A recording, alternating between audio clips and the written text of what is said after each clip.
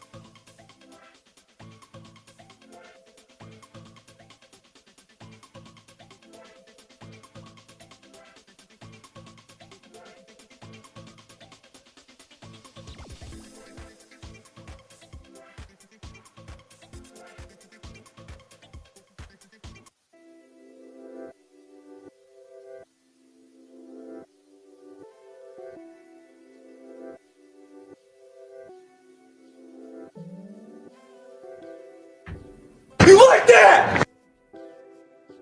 Say hello to my little friend.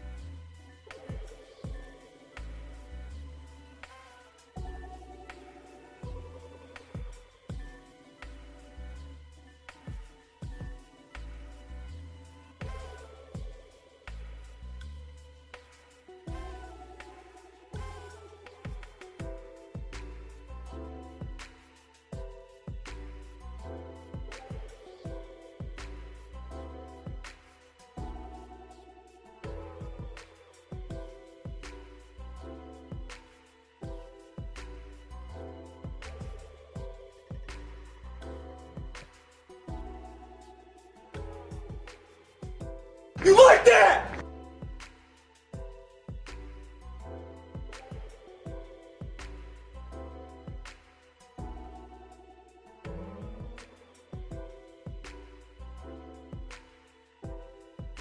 Let me tell you something, baby. The Detroit Lions rolled into Washington like the blue-collar dream itself, Daddy. Jameer Gibbs was dancing through that defense like sweet feet on hot pavement, hitting them for big plays all night long. And J-Mo, J-Mo came alive in that second half like a man touched by destiny, baby. Touchdown, big gains, breaking hearts and ankles. And let me tell you something else, Daddy. Dan Campbell taking that play sheet back. That was the common man's justice, baby. Sometimes you gotta step in, tighten the screws, and show them how Detroit does business. When the smoke clears and the lights dim, remember this.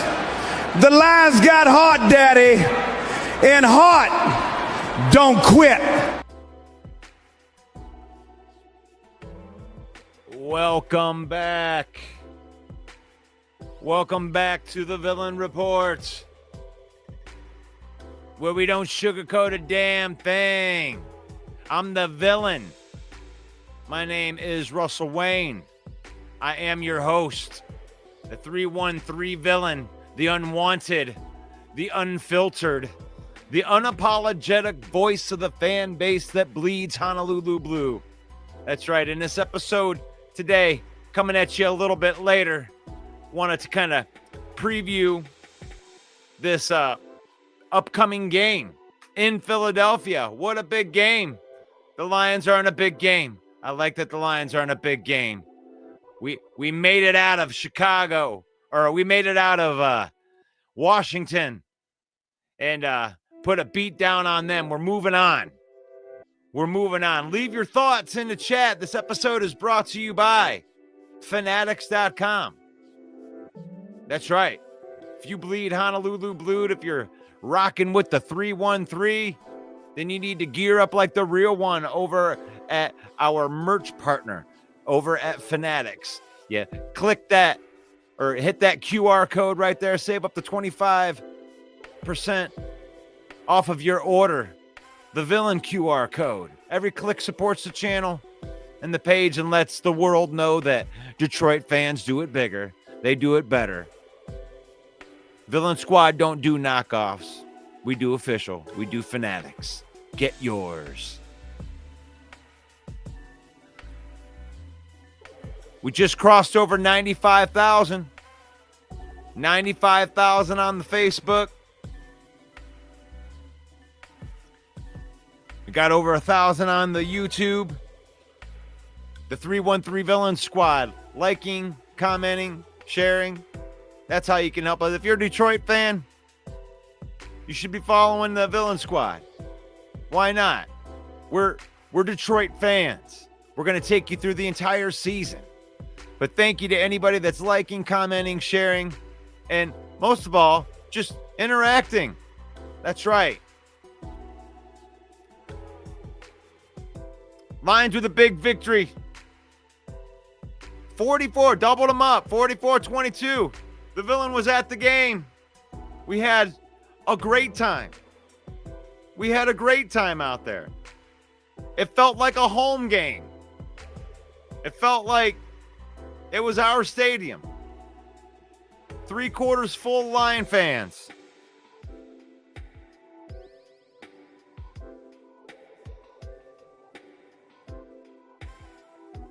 But we got a big game this week.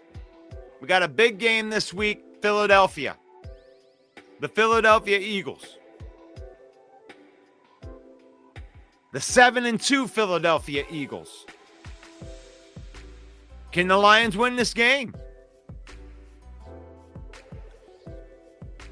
Is this one of those games where they're going to falter under the pressure?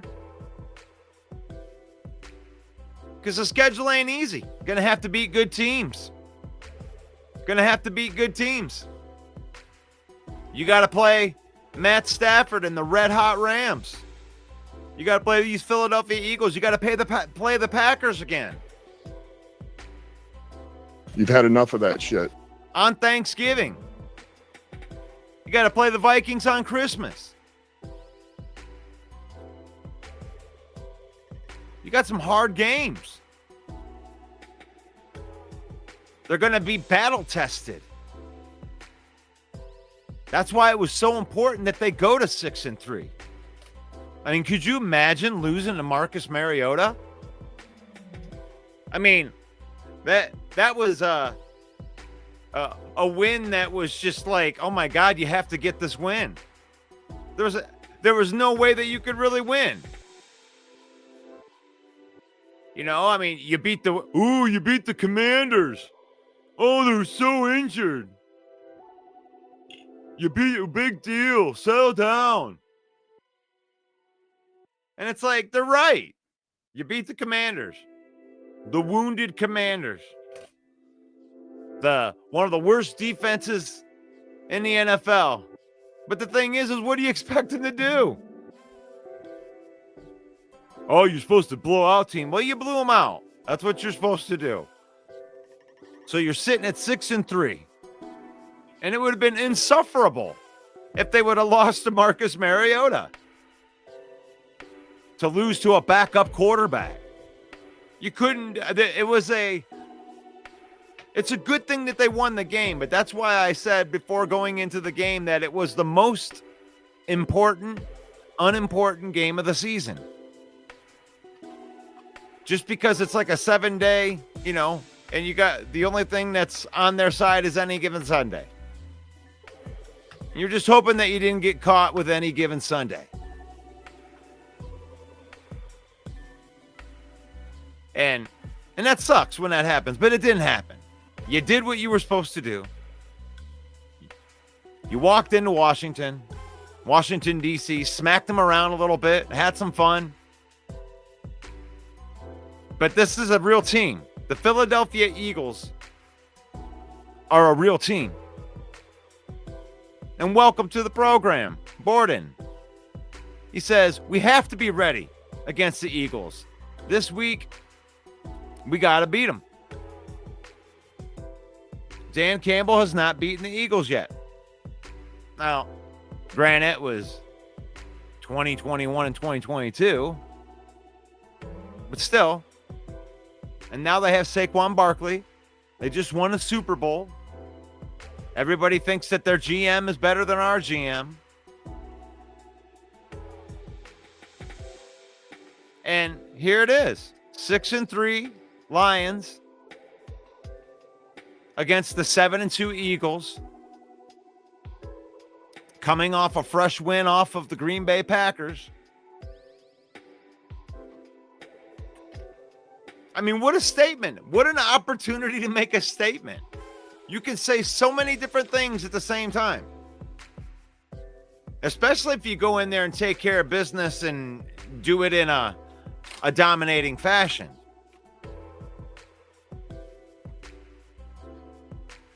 There's a pocket of anti-fans that think that the Lions are going to get blown out in this game. That we have no business being talked about as one of the top teams. Oh, you can't beat a team like Philadelphia. They've got a mobile quarterback. True. But if you want to be the best, you got to beat the best teams.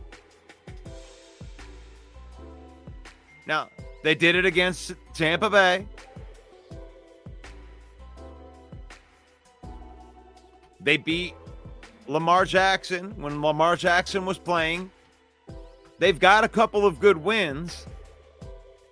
But you got to go in here and you got to take care of business. Good evening, Davey. Good to see you in here. Sorry, I just kind of sprung the show on everybody. But I wanted to record something. And I always feel like if I'm going to record something or I want to get ideas out there, that I just go live and whoever catches it, But it's good to see you on here. But talking about the Philadelphia Eagles.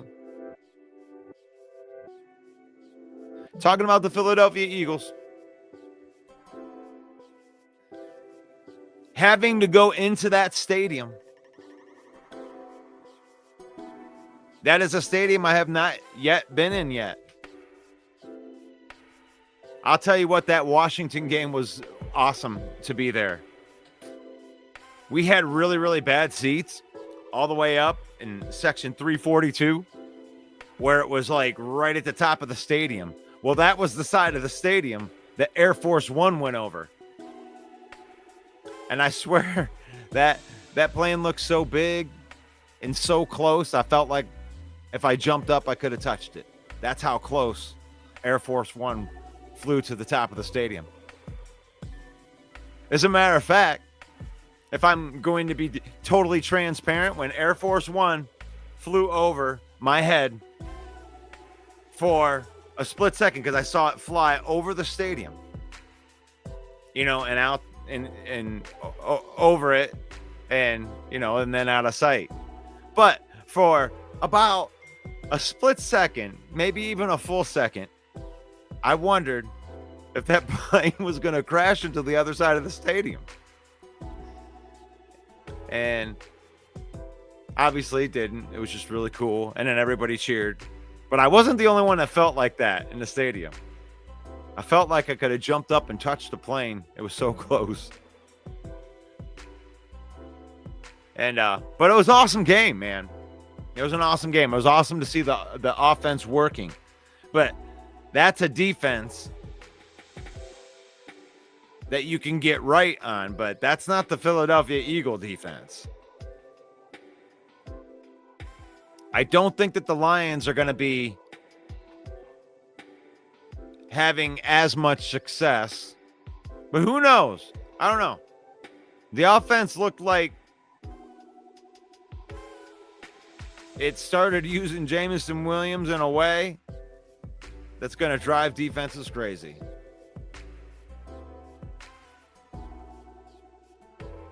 And I think it comes down to play action pass versus that defense. And our defense having a chance to make a statement.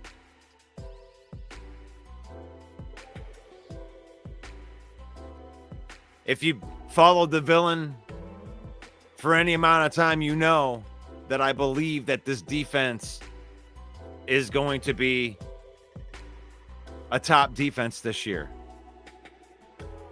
My bold prediction was a top 5 defense. And if you want to be a top 5 defense, this is the game that you got to show. You got to get it all clicking together. Just like that offense, you were waiting for that game to where you felt like you opened the offense up. I think Jameson Williams creates problems, especially when they're going to use him the way that they did, which is going across the field. And I mean, nobody can run with him. And if they start running that zone stuff, and Goff throws it in one of the soft spots to where you're going to put Jameson in a crossing going across the field when you know that he can make somebody miss in a phone booth. I'm telling you, if they target Jameson Williams, 9, 10, 12 times a game, that's going to be a difficult. You got to allocate resources for that. The Lions trick box is officially open. The trick box. What is the trick box? Well, if you do this, I'm going to do that. If you do that, I'm going to do this. And if you're hitting Jameson Williams and getting him the ball in space, he creates problems. You're going to have to either back your safeties off. You're not going to be able to load boxes if Jameson is officially here.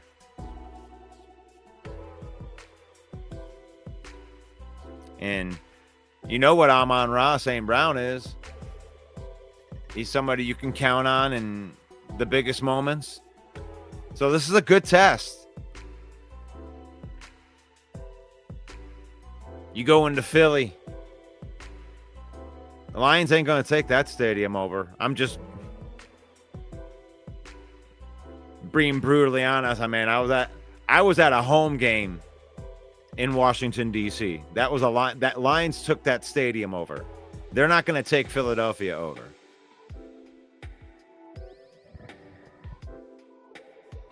They're not going to take Philadelphia over. The fans, they don't sell. Super Bowl winning teams don't sell their tickets to outsiders. Philadelphia is a place where the home field advantage is an advantage.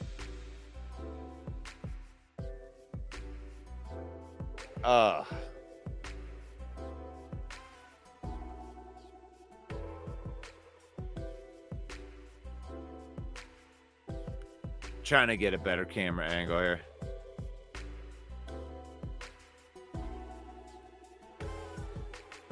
Oh. So what do you think out there? Do you think the Lions got a shot in this?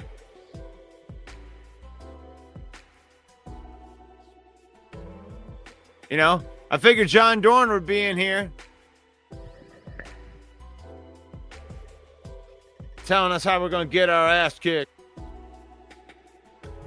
and all that.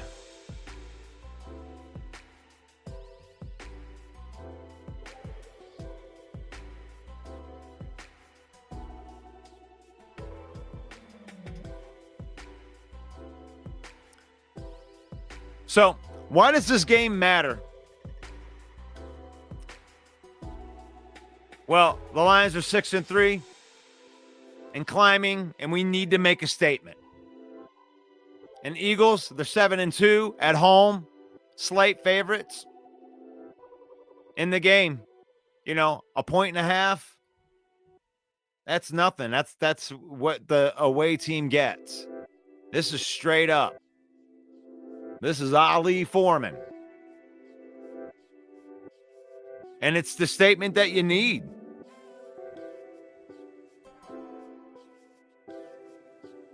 NFC supremacy on the line.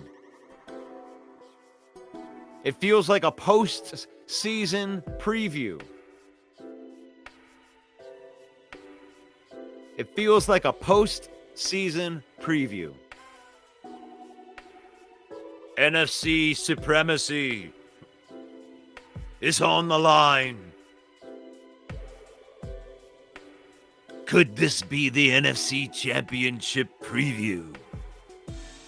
For Philly, 4 starters on the O-line limited. This is the injury stuff. So Johnson, Jurgens, Dickerson, Steen. But that they'll play in this game. For Detroit, key names on the sidelines. But it seems like the Lions are getting more guys back. Like over the next few weeks. DJ Reed was back on the practice field. Malcolm Rodriguez was a full participant. He will make his season debut in Philadelphia. Malcolm Rodriguez is coming back. You like that? Hell yeah, I like that. Welcome back, Malcolm Rodriguez. Say hello to my little friend. I love that. The Central Scrutinizer, what's up, buddy? You just made the list. It's good to see you on here. Seeding is important, especially after dropping one in Minnesota. But here's the way I look at it, is you are where you are. And right now, the Lions are in a position to control their own destiny. God, I hate how high this camera is. I feel like I'm crouched up. Let me see if I can fix that. That's a little bit better.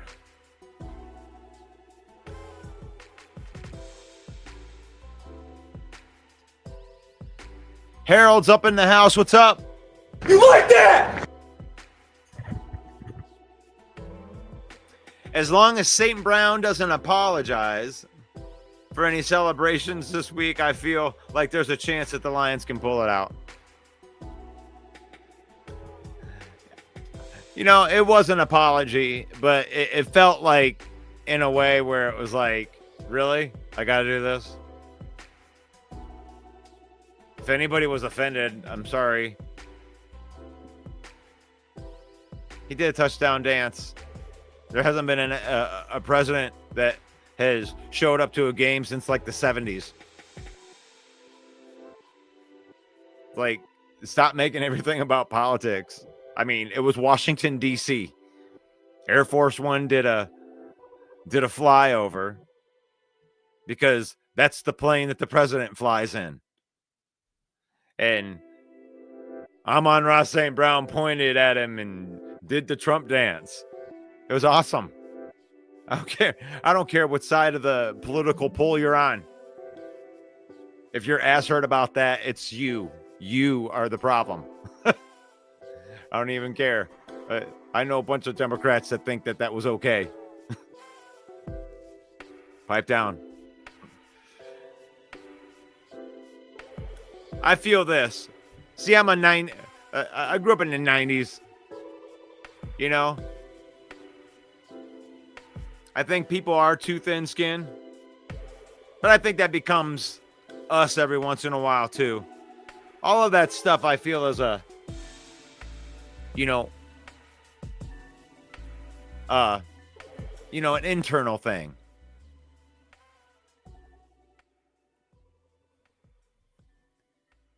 I mean, most of the problems in the world right now can be solved by people looking at themselves, How can you be better? How can I become better tomorrow? I got too much drama in my life and too much responsibility in my life to,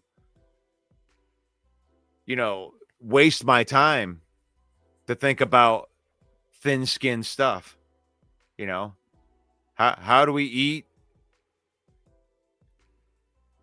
How do you put food on the table? How do you support your family?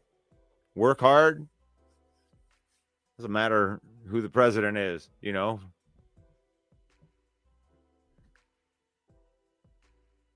I think people want that to matter more than it does.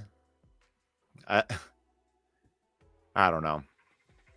I don't ever like to get political because it seems like no matter who's in office, we're paying taxes. That'll never change. So, but what I wanted to do right here, take some time. I'm such a big Kelvin Shepherd fan that, if there's anybody that I like to, watch their media highlights and hear what he has to say, it's Kelvin Shepherd. I think that he's an awesome defensive coordinator, and I'm becoming a very, very big fan of Kelvin Shepherd. So this was from his press conference earlier today. What's going on, broski? I'm sorry we're doing boring Lion stuff right here, but I'm gonna watch this Kelvin Shepherd press conference right here because I'm a big fan of defensive coordinator Kelvin Shepherd. So here you go. Quick recap of who we just played, the Washington game. So obviously it was a great team win. It was a collective effort, all three units. But again, I left that game, and again, I try to kind of glass half, or I want to be appreciative of every win. But I left that game feeling like we should have played a more dominant brand of defense than we did. And I know I said that coming out the Vikings game. And there's a lot of things we did do well, starting with the run game. We knew going in Washington was going to make a conservative effort to run the football, just like we're dealing with again this week. And I think we had them right around 3.4 per attempt, which is good run defense in this league. Still some runs in there that I would like to have back, but that is what it is. It's the pass game that we got to clean up. Giving up these explosives that shouldn't be there. I say these 50-50 balls, that's the thing that has to improve upon the back seven linebackers and especially the back end. When the ball's in the air traveling over 30 yards, it has to be our ball. And that's the mentality I want our DBs to take on, and I know they will because I know who coaches that room. On third down, they were 2 of 10, 20%. That's a really, really good day. Excellent job. And that's a collective effort front and back end. But it's the fourth down that has to improve. Critical situations, critical moments in the game. It's now 2 weeks in a row where we need to stand up and make those plays. All 3 touchdowns came off of fourth down conversions in the Washington game. Had a 4th and 1 in the low red. Vontae Maddox was there at the point of attack, bang, bang play. He has to find a way to make that play. 4th and 3, unexcusable mental error. Guy Debo Samuel, a route we've practiced since training camp. Everybody runs that route. unexcusable to give up that touchdown. And then 4th and 5, my man Art Millette, I told you I put him right back there in that situation. Now, that was deja vu because it was damn near the exact same route, exact same everything. But I felt like he was in even better position this time. And Debo made a phenomenal catch behind his back. But I told Art, and he knows this, man, ultra competitive guy. And I told not only Art, I told the whole room, being in position, that's good in training camp. That's good maybe week 1, week 2, week 3. But where we're at right now in this season, being in position isn't good enough. You're paid to be in position. Now you got to go make those plays. In critical moments in games like we're getting ourselves into, the down this back stretch of November, December, January, you have to make those plays because that will dictate the outcome of the game. So a lot of good to take from it, but also a lot to learn from, which I know our guys will. I can tell you by the way they practiced yesterday, it was outstanding. Attention to detail, guys understanding the waters we're going into this weekend, and I'm looking forward to it. Yeah. Kelvin Shepherd. You know, let me get this. How do I get this changed here?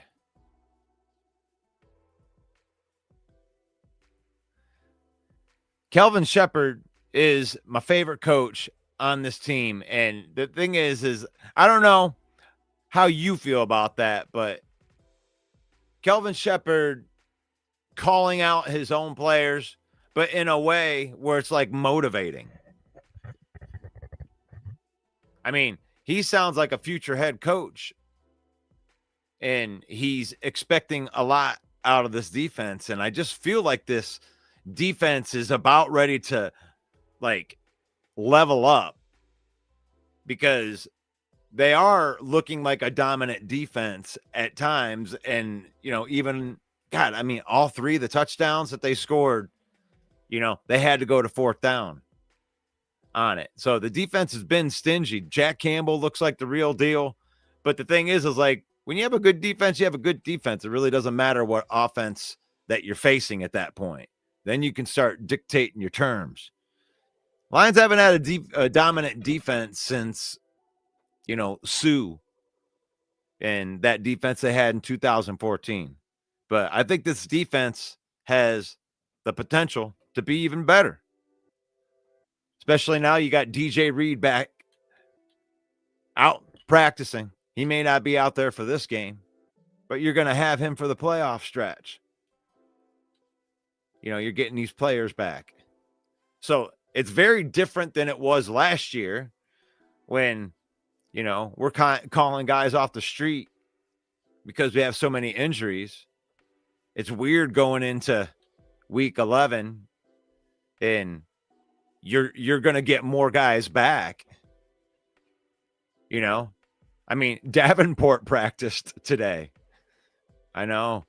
They had to wrap him up in bubble wrap, but he made it through the practice. And we're going to have Davenport back. Yeah. And it's good to see those guys back practicing. Davenport and DJ Reed. That's huge. That's huge. They open up a 21-day window. That means they're going to be back within the next 3 weeks. It's great news long term. But Philadelphia, man, this is a really, really big game with that. But I'm going to get back to Kelvin Shepherd right here. But I'm glad that he holds all of his players accountable like that and that he calls them out in the media. He wasn't a dick about that. He just called all those players out like Milet and, you know, gosh, man, he called Terrion Arnold out. So, you know, good job, Kelvin Shepherd. Their running game maybe hasn't been what it was last year. It's still very, you know, potent. What do you see from Saquon from that offensive line, you know, the Eagles running game this week? Yeah, probably one of the most violent units I've seen as far as the offensive line. Obviously coached by one of, if not the best, you know, no slight to Hank. They're right there, 1A, 1B, whatever you want to call it, but Stout is the man. And it's for a reason. You turn on the tape. You know, I talk to y'all about this all the time. Everybody want to say what makes a good coach. You got to turn their players' film on.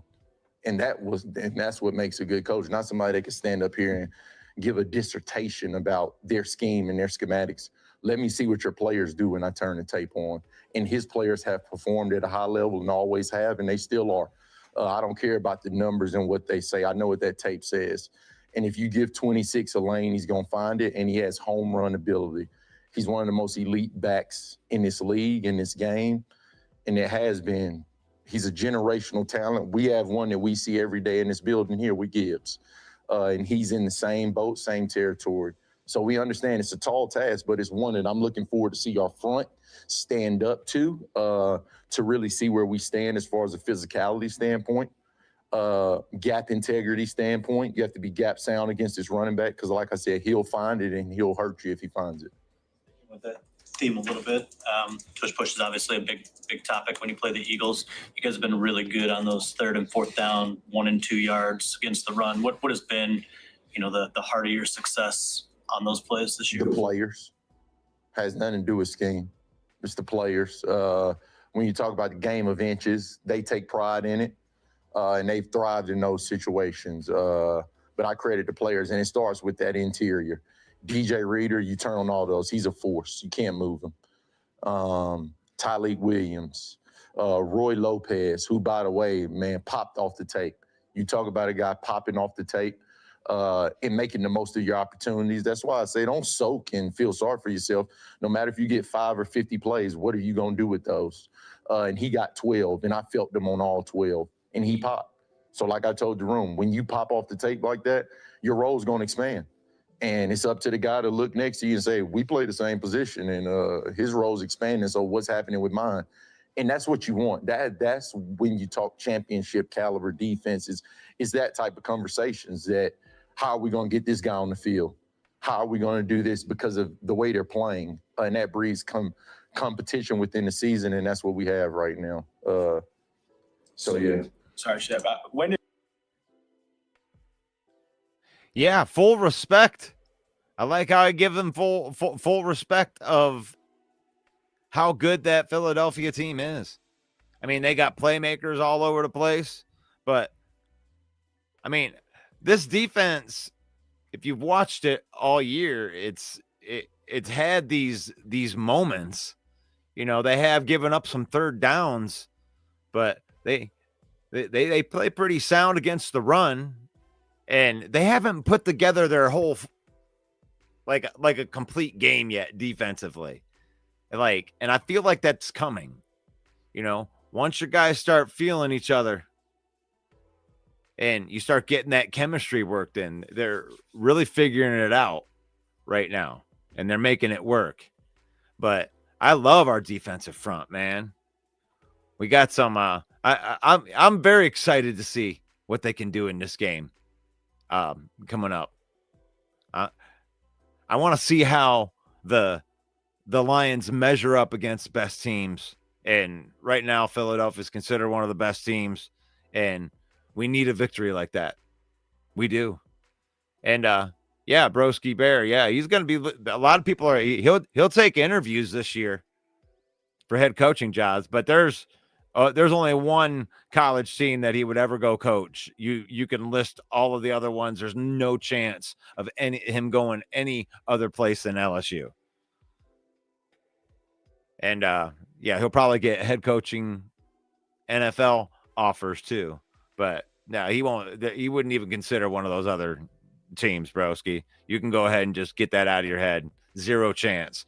You can throw any type of money. It's LSU. That's it. You know how college guys are. He ain't going anywhere. I think that he likes the tutelage here of Dan Campbell. And the thing is you want a championship on your resume. You want a champion. I think we're safe to have Kelvin Shepard as our defensive coordinator for a few years.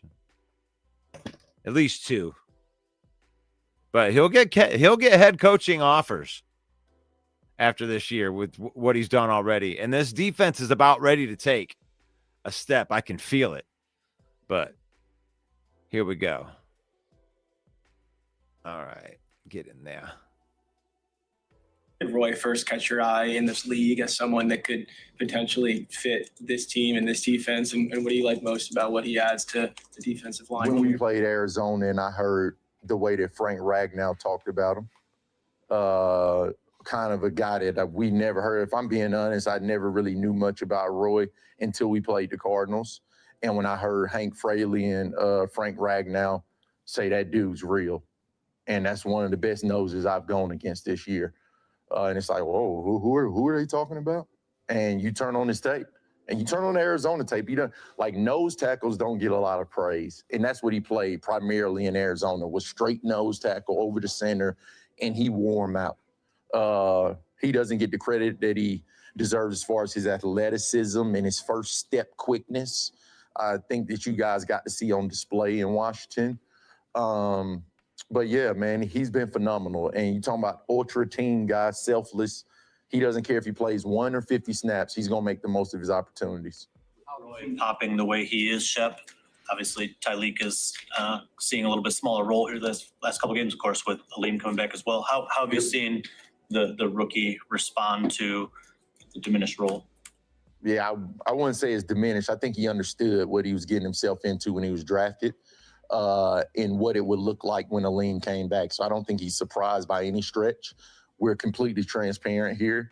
It's no knock against him. But I would like to see Tyleek play more.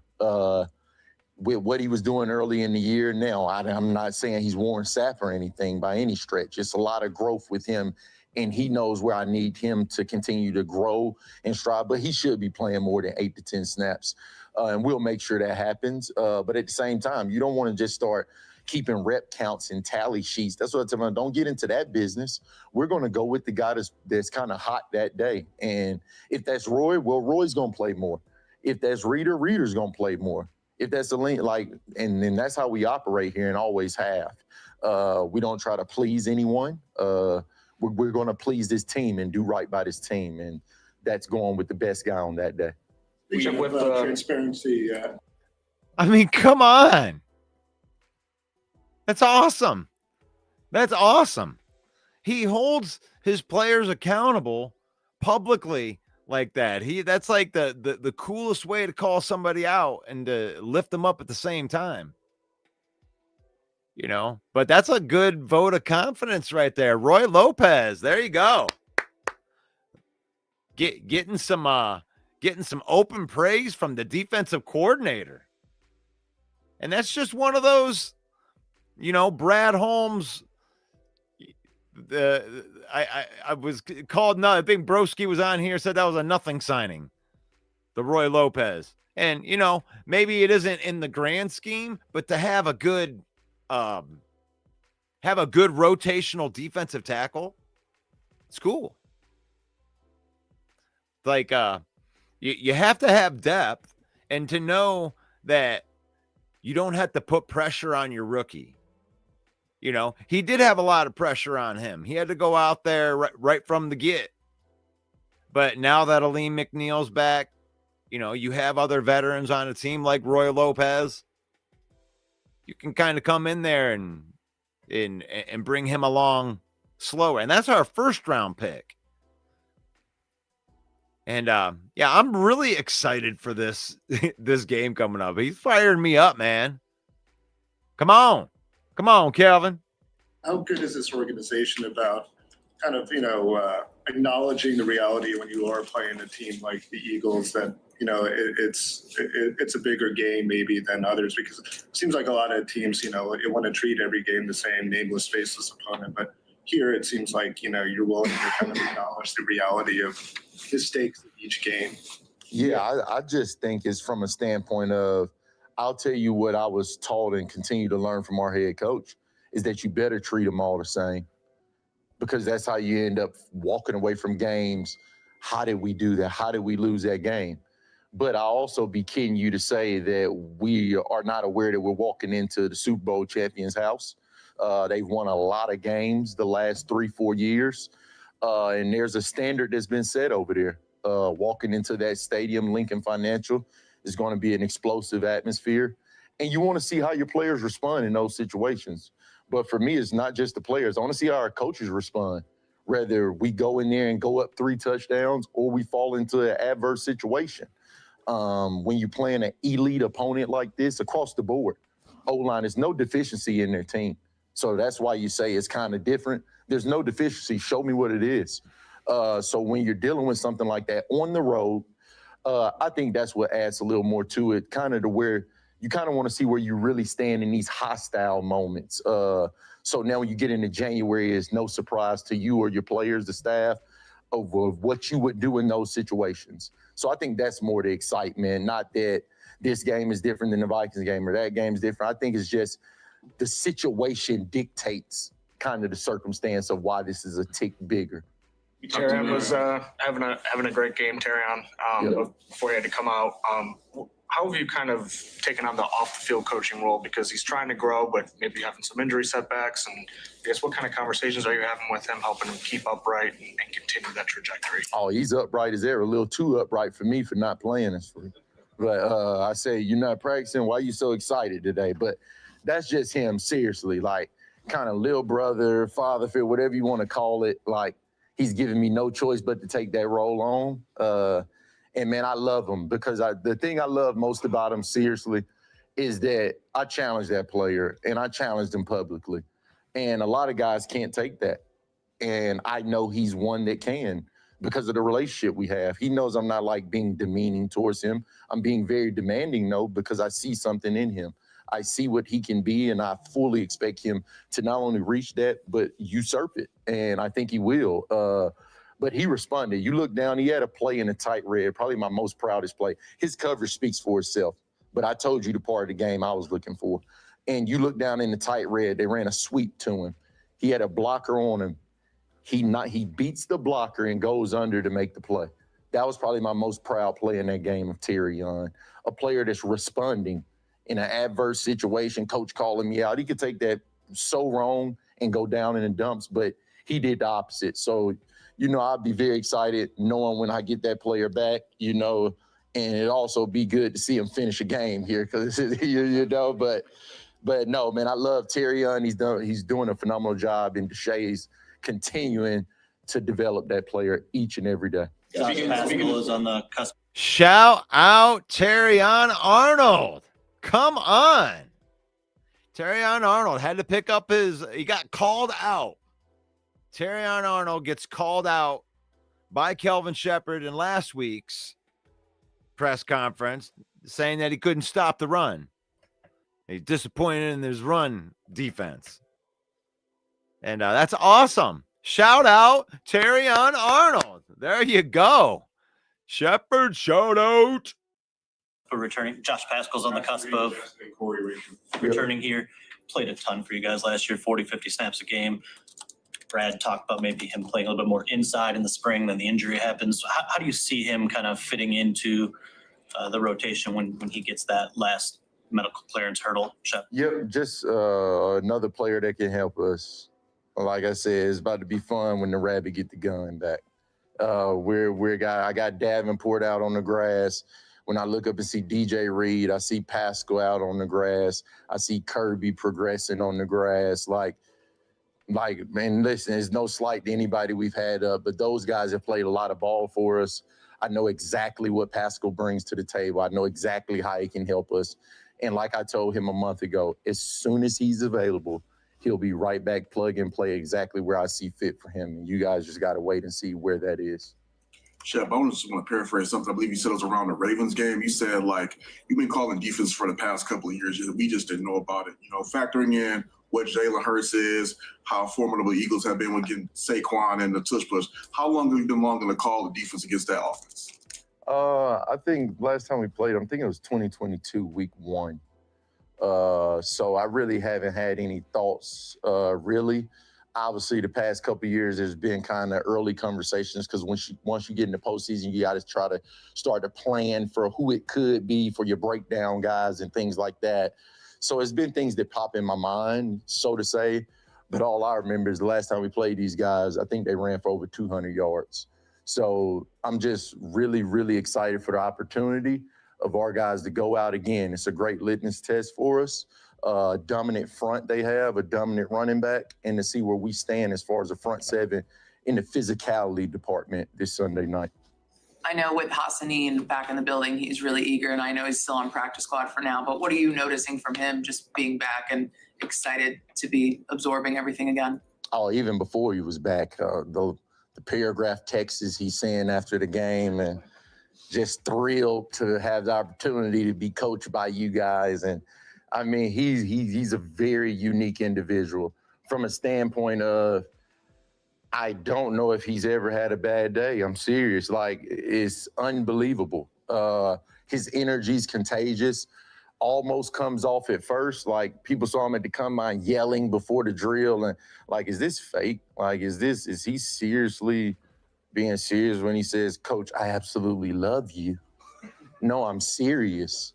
I'm like, love you too? Like, but he's serious. Like, he means it. The kid's passionate. He's appreciative of these opportunities that he's getting afforded. I mean, this kid, again, 6 years ago, he had no idea he would be living this kind of dream of his. He thought it was out of the realm of comprehension that he could be in the NFL. So it just reminds you, that guy reminds me to appreciate each and every moment. Don't take things for granted. And it's good to have that type of energy back around the guys and in the locker room. This kind of Man, and one thing I want to say about Ahmad Hassanin, like from what I read today, Hassanin had a chance from his agent to go to any other roster. I mean, they released him with an injury settlement, so there was no tie to the 6th-round pick at all anymore. And he had a chance to go and possibly make 53-man rosters.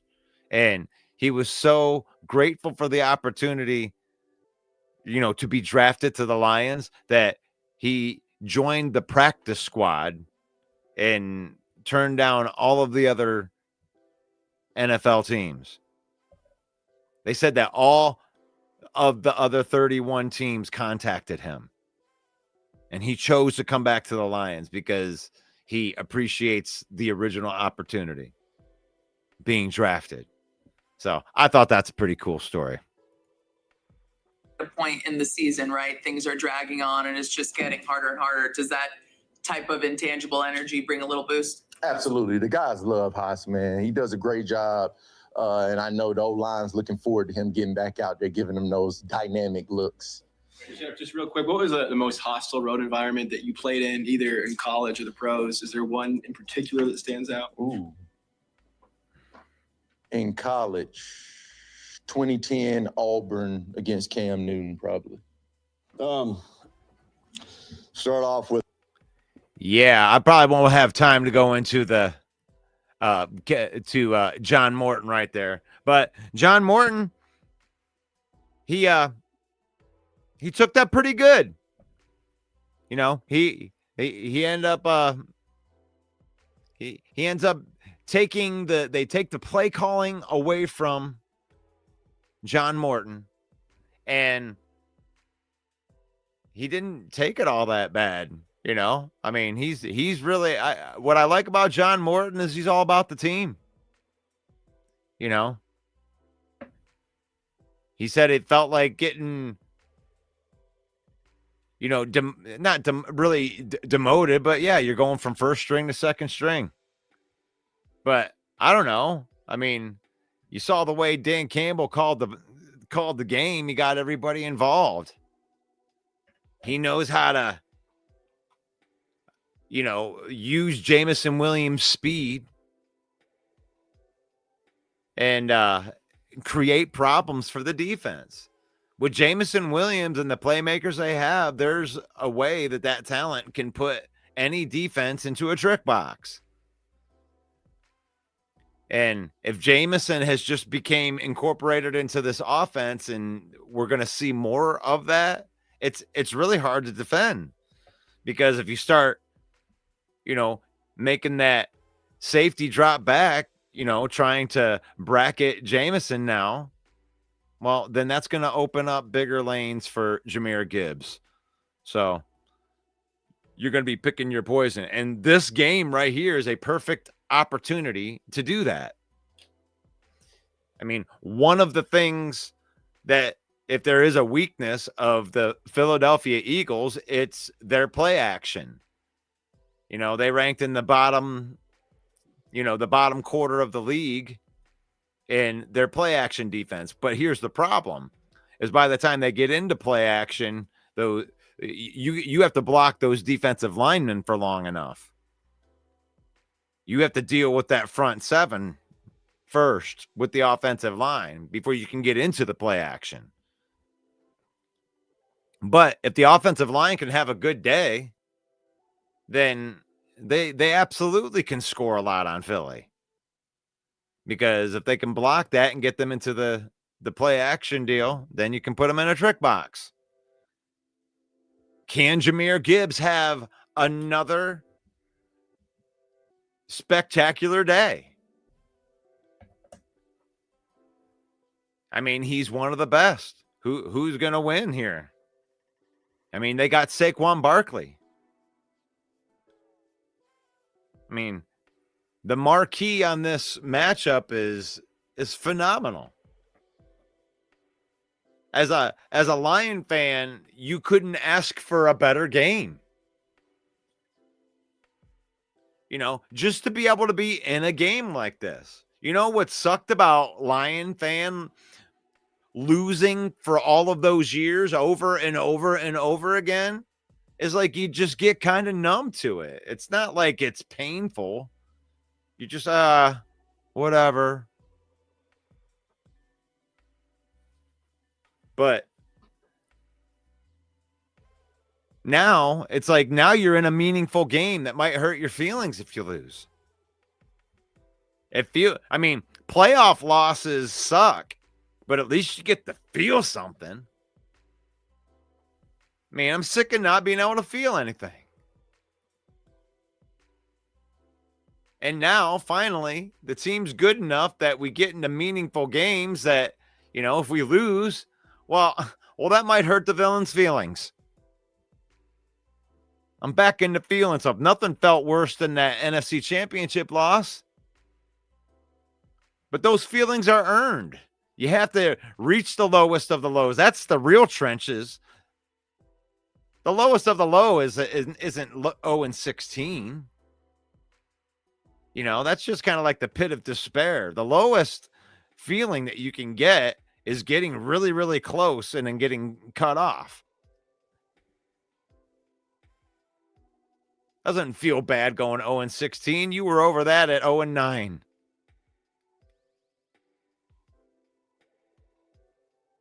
You know what I'm saying?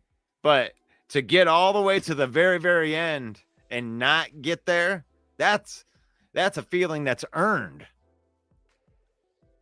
Because you have to be good enough to just get into that conversation.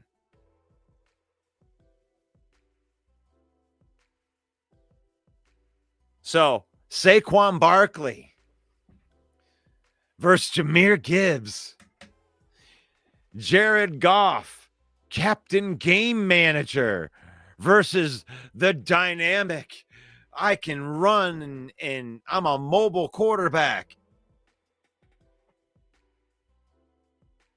I mean, it's a perfect stage. You know, is it typical? Do the Lions have a chance in this game?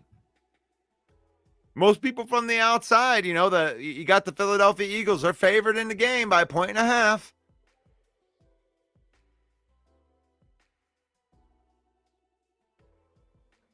But this is a chance to prove all of those people that say you have to have a mobile quarterback. You know, and it's not going to prove anything, but it's going to, you know, punch that narrative right in the face. You know, if you're a Jared Goff fan like I am, It's my quarterback. it's a big game for that.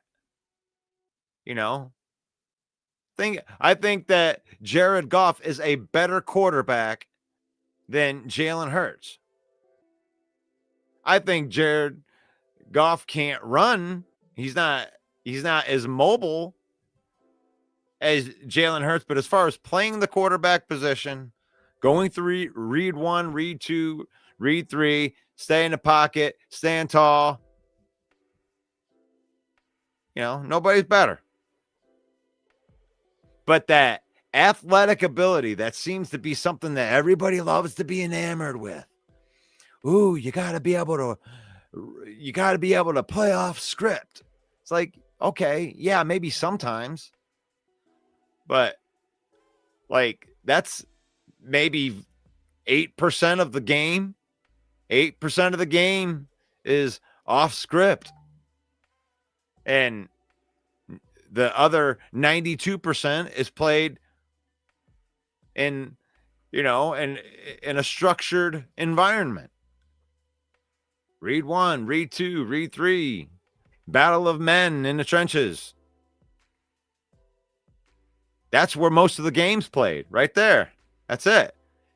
Trenches. It's in the trenches. So being mobile for 7% of the plays, like I want a quarterback that can run the offense.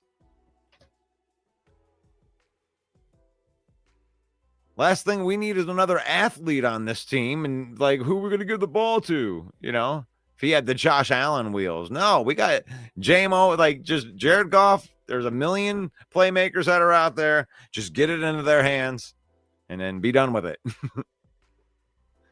You got JMO, Laporta, Amon-Ra, Jameson, Tesla, Raymond, Brock Wright, like whoever. Everybody, Dan Skipper will catch a damn pass. It don't matter. Jared Goff, you don't ever need to run. And that's what I love about you, man. That's what. It's my quarterback. Just throw the ball. Be good at throwing the ball. And what do we have? We have the most accurate quarterback in the NFL. Jared Goff, by far the most accurate quarterback in the NFL. So those offensive linemen, just keep him clean. Keep him clean, and he'll carve everybody up. You don't even have to worry about it. He'll get it into the hand of a playmaker. And now that Dan Campbell's back, it's not going to be it's not going to be all screen passes. Okay, I'll do it. Why not?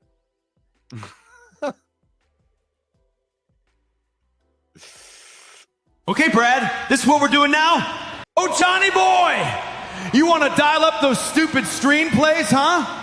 You want to do that silly little dink and dunk crap that goes nowhere? Well, do ya? Huh? You think Lion fans gonna sit here and watch another 3-yard disaster on 3rd and 8? You know what I think about that, John? You know what happens when you waste Jahmyr Gibbs' talent? When you take the ball out of Amon-Ra's hands? When you turn Ford Field into a screen pass convention? Do ya? John Morton! You just made the list! Yep, he made the list. And then Dan Campbell took over play calling, and it looks like it was the best thing that's ever happened. So, but hey, thank you everybody for jumping on to this spontaneous. Anybody that's watching, I didn't advertise this, but I am going to advertise tomorrow morning's show where I am going to have the legend John Macaroon, the doc, is going to be joining me live tomorrow morning for a special episode of the Villain Report. So I appreciate anybody that's watching and that can hear the words that are coming out of my mouth right now. So I do want to invite you to watch tomorrow's episode at 10 a.m. with special guest John Macaroon from Sports Illustrated. And I'm looking forward to this conversation because this is such a big game that, yeah, I want to talk some shop for absolute sure. So this is the Lion Villain Report. I am the host, the UDFA of sports podcasting. I'm the 313 Villain. And you can find me at all these social media stuff right there. YouTube, Facebook, Instagram, TikTok, X, wherever you scroll, the Villain rolls. So if you're a fan of Detroit sports, liking, commenting, and sharing this content would that would make me smile. It'll help out a lot, and I would appreciate that. And episode brought to you by Fanatics.com.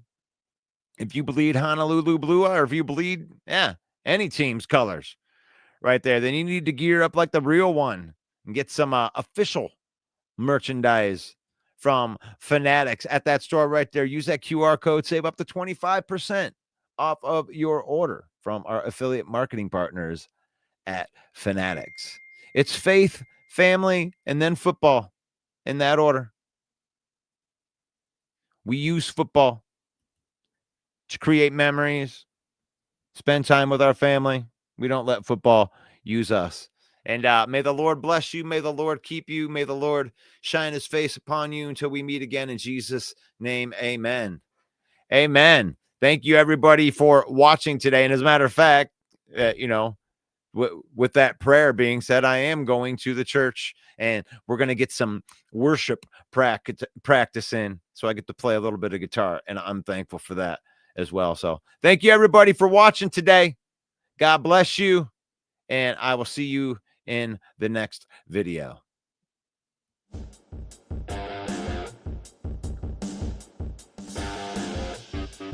Like that!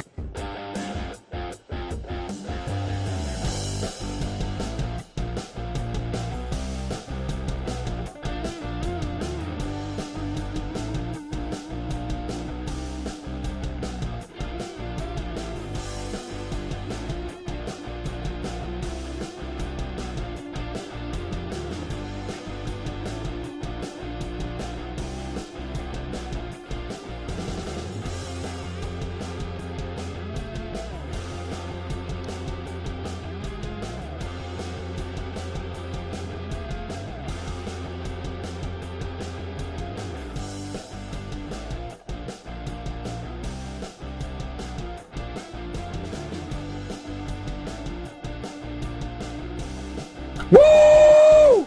Let me tell you something. You can change your name from a potato to a commander or a space pirate. For all I care, woo! It don't matter one bit, because the Detroit Lions are coming for that sweet revenge. We remember what you did. Oh yeah. And now we can smell blood. You're down, troops.